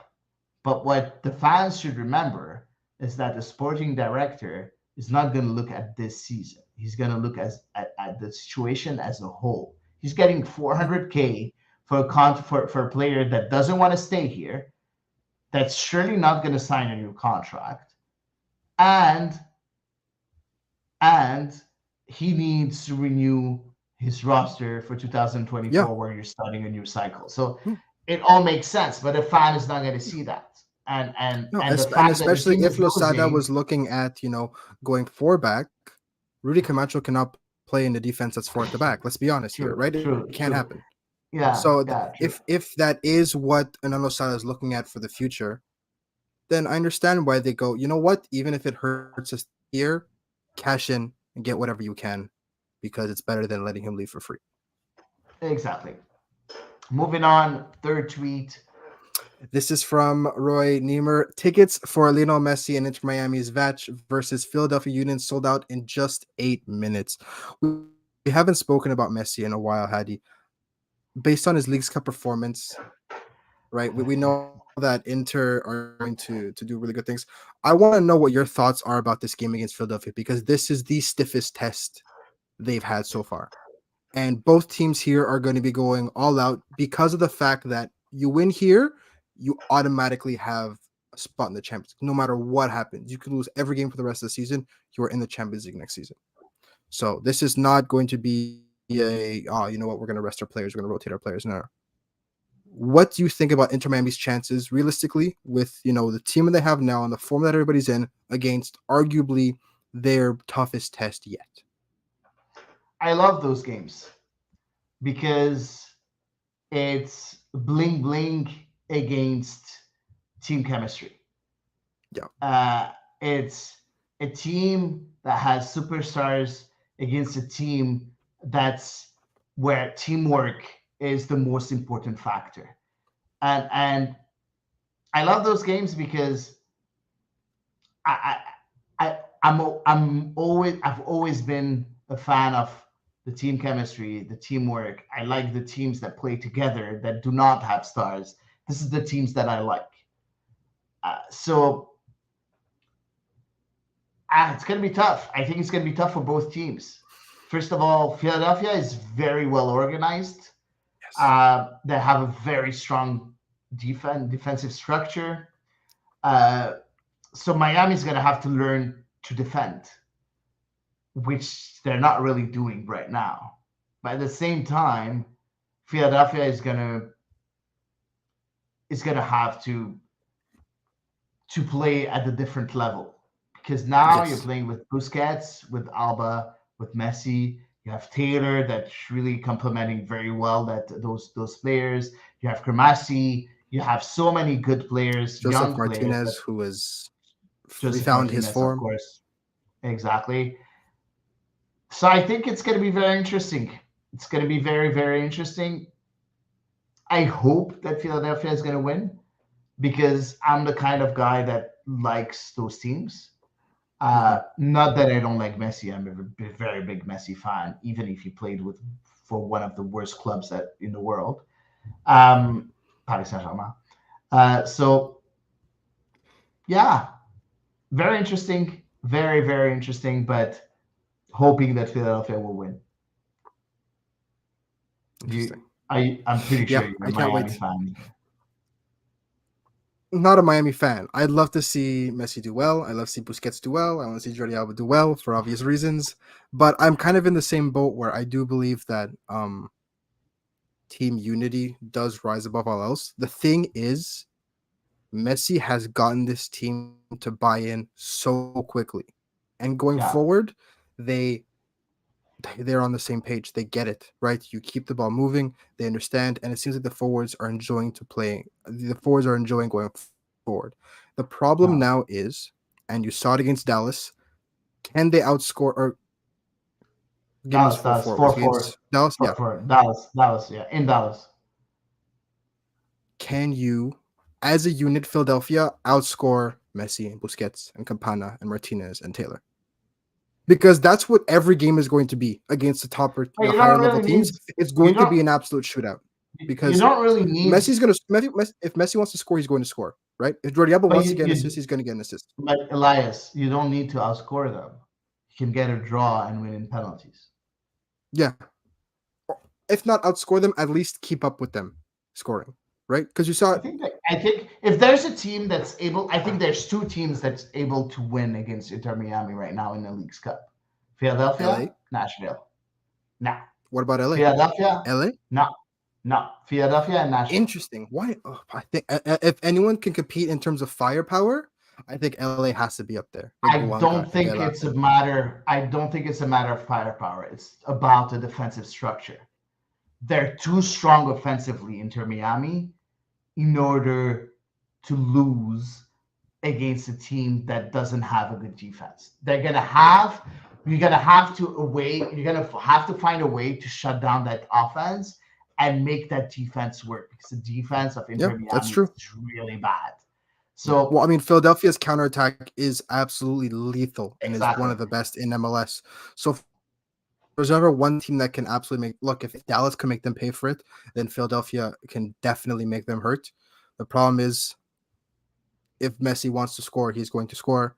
And if he wants to set somebody up, he'll set somebody up. And it looks like right now there's very little he could do with it. And I saw a video of just his trajectory in the build up to his goal against Charlotte from the second he touched the ball, and on the screen, on the entire screen, granted it was a portrait mode video, but there was no other players on the screen. He has so much space, Hattie. I don't understand. He is afforded this room that I don't think he believes it because I he's lived think his that entire life double marked or man marked for 90 minutes, and now he has social distancing. I've never seen I've never seen so many teams treat Messi like this consecutively and but not I learn. think the problem is not here. I think the biggest problem that the teams are not really realizing is leaving so much space to Sergio Busquets. I think that's the Yeah, biggest problem that they're having. You know, that's leave another thing, Jordi right? Alba Busquets has alone. been pressed like the devil his entire Leave life. leave Jordi Alba alone, and just make sure that Messi and Busquets are completely double marked. And I'm pretty sure you're not going to see much from Inter Miami. That's my opinion. But It's you need easier to make said than done, but yeah, I mean, limiting their exactly space easier has to said be the than done. first step, right? But It has to that's be the why I think yeah. the only teams that are able to do that are Philadelphia and Nashville, and that's really interesting because they're both still in the League's Cup right now. So you have Nashville That is playing true. against That is true. Monterrey, Nashville playing against Monterrey on Tuesday, and you have Philadelphia playing against Inter Miami. So I'm very very happy. It's such a shame that LAFC wasn't able to close down to close off that quarterfinal against Monterrey, winning 2-0. They lost 3-2. That's such a shame, and that's the problem with LAFC. They have so much offensive power, but they just don't know how to defend. So that's why for They're me, also going to LAFC be is playing not. Nashville in MLS. And guess who else they're playing in MLS? The game after LAFC. So we will get Not. to see our 7-7 shootout with 14 goals and 75 shots on target and zero defense. Let's wait And and we'll get to see. see who can score the more goals. Let's wait and see. Moving on with the next tweet. Yes. Yes. Yes, this is not, we're not going to have a debate about offside because we'll be here all night, but this is sort of a segue, right, for Spanish speakers who may be interested. The Philadelphia Union versus Querétaro goal at 90 plus 11 was onside by about 40 centimeters. Good goal. This is about the relationship between MLS and Liga MX, because even Liga MX got involved in terms of officiating, and this whole Leagues Cup was made to promote the two leagues, and it was made to maybe encourage further cooperation between the two organizations. From that perspective, how do you think the Leagues Cup has done in terms of, joining the two leagues and making the relations a bit closer? I think that now, people can start, maybe can start looking at MLS as a very competitive league. Um, because Liga MX is really, really respected around the world, and now I think MLS is going to be a bit more respected. So I think it helps a bit more MLS, that tournament. I still think that it's not helping the Mexican teams in any way. No, I agree. Um, I think for the Mexican teams to gain something, they need to play some games at home. It's as simple as that. You get some ticket prices. You get Messi in Mexico. I think that could be That would be crazy. insane. Are you kidding me? Oh my god. So I'm not talking only by Messi about Messi, but any kind of players. You have so many good players in MLS. You have Zellarian is not here anymore, but Diego Rossi now is with the crew. You have so many players that can go and have an impact in MLS. Carlos Vela going back to Mexico, that could be very Mexico, interesting. yeah, that'd be Also, an amazing game. Yeah. so I think for the Liga MX to gain something from that tournament, they need to play some games at home, and I Maybe don't think have this like the is top ever going to five, happen. right? Because the top Mexican teams were grouped up with the bottom MLS teams, right? So maybe have the top five or the top eight or whatever Liga MX teams. They can have their No, home games no, why? in the group Every stage. In the team group should be stage, able. Every team should be able to play games in Mexico, but then the travel becomes insane, Hadi. so you don't need to do the competition anymore because it's not fair. It's never going to be fair for the Mexican teams. Look at CF Monterrey. Monterrey now is in the semifinals of the League's Cup. They could qualify for the Champions League, okay? But look at how many games they played away from home to Yeah, get on the there. road. You could have it 1 year MLS hosted, 1 year Mexico Oh hosted. yeah, And that then you can that then alternate. yeah, then it could be very interesting. Then it could be very interesting. Right? Even Because then if you cut down on travel, and then you yeah, don't have to I agree. fly I agree, teams but I all over don't the think they continent. have. Yeah, I don't think they have the infrastructure to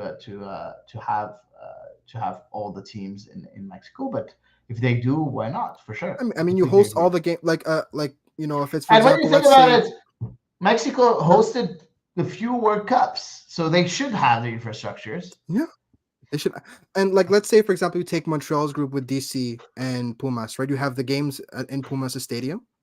And then Yeah, the game against Montreal and DC can also be played in the Puma Stadium. So I think in terms of yeah, infrastructure, right, it's a game every 3 days for the group stage. I think yeah, that's yeah. more than Yeah, I agree. reasonable. So I I agree. think if I you really agree. want to have this as a collaboration and not just like Mexico go to North America and get beat up challenge, Yeah, then you should alternate, and that way it could really you could see a real acceleration of these two leagues kind of building better relationships. yeah. I completely agree. Moving on with the last tweet. Greatest night ever. The locker Yes, this room. is from Steph at Cine Olympia Park. This is the right after the Matildas, the Australian national team, beat France in penalties. We have a video to show you the absolute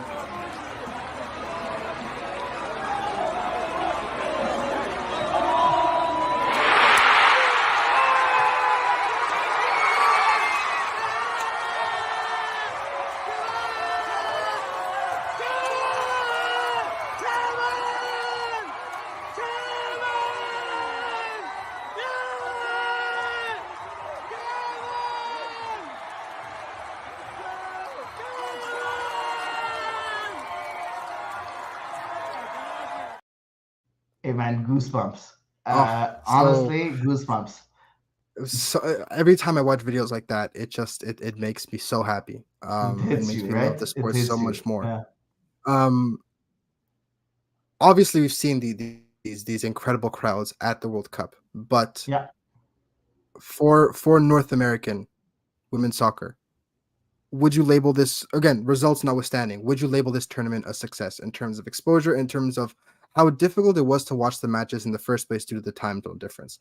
How would you label this tournament with regards to its successful in exposure, just bringing the women's game to the forefront, which is what the Women's World Cup is supposed to do?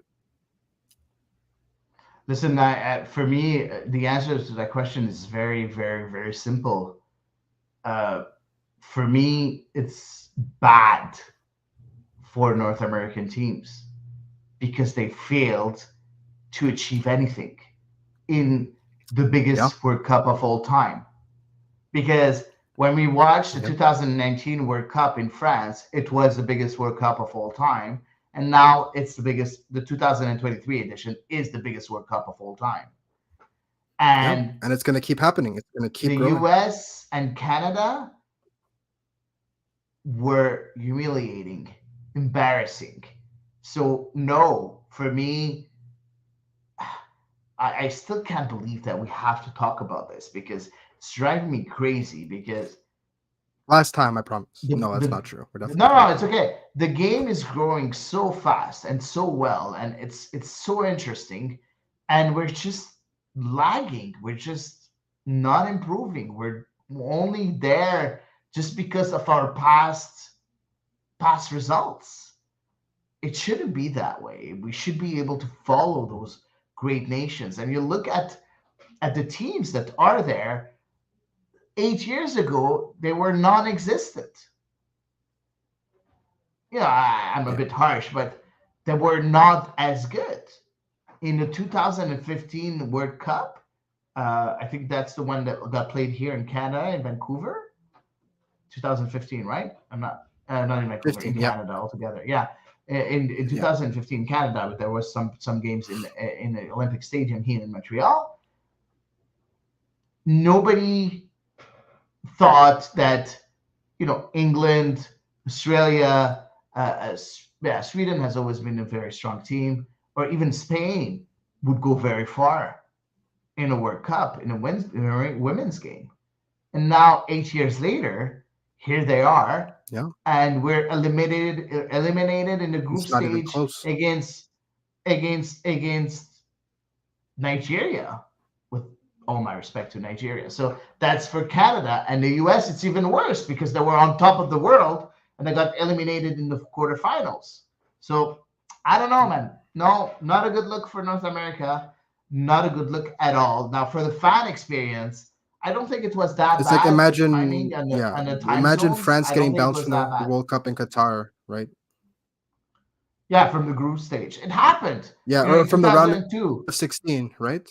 In Yeah, but they weren't 2000, defending champions, and everyone goes their tournament to lose, right? This was the lose, Americans' lose. tournament to lose. No, no, Everyone is no, no, saying, no. One second. I'm talking about France, women's 98. They were champions. 2002. yes, They're out exactly, in the group stage. in the It group stage. happens. Yeah, it happens. But But no, that's the thing, though. It's the humiliating.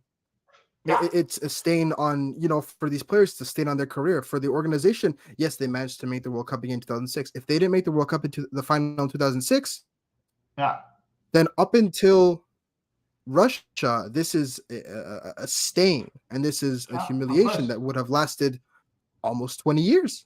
Yeah, exactly. So, So for the yeah. Americans, they have to kind of pick Oh, themselves up but by their bootstraps and kind of, The Americans said it from the beginning. It's a transition period. We're not going to be good this year. They said it. At least the communication was clear. I, Canada, I don't buy that they though. were communicating as being one of Defending the Olympic champion. contenders and the contenders for a World Cup win. And for me, this is so heartbreaking. Honestly, so heartbreaking. But you know what?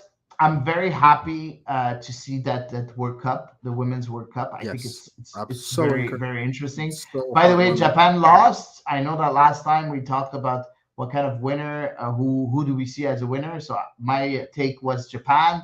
Elias, you said Spain. They're in the Yes, I semifinals, did. playing against Yes, I did. Sweden. It's gonna be a And good game. Eve said England, and they're in the semifinals playing against Australia. So that's going to be very, very interesting. So even I are officially smarter than Hadi. Understand? I understand. Makes sense. Yeah, if you want to. Now, what's really interesting is that I don't think that Spain is going to win against Sweden. So I think Sweden is going through. And I think that game against England and Australia is going to be very, very interesting. I don't know who to pick, but I think Sweden is a bit too strong for Spain. But, Spain have impressed me beating the defending finalists because in 2019, Yep. Netherlands were the finalists. So I don't know. Very interesting World Cup. Let's wait and see. And Australia, who winning the World Cup at home would be Yeah, phenomenal, phenomenal, right? That would phenomenal. be Yeah, incredible. yeah, yeah. Let's wait and see. So that's it for our social media, and that's it for our show. Elias, thank you Yes, very much for being here with me today. of course, always. And thank you everyone that have watched that episode today. Um, as usual, you all know our content is always going to be free. If you want to help us grow the content and grow the product, please go on our Patreon page. You can go and donate whenever whatever you can. You can become a Patreon a member of our Patreon page, and we'll be very, very, very grateful. That's it for today. Thanks a lot, and see you next week for another episode of The Ball is Round.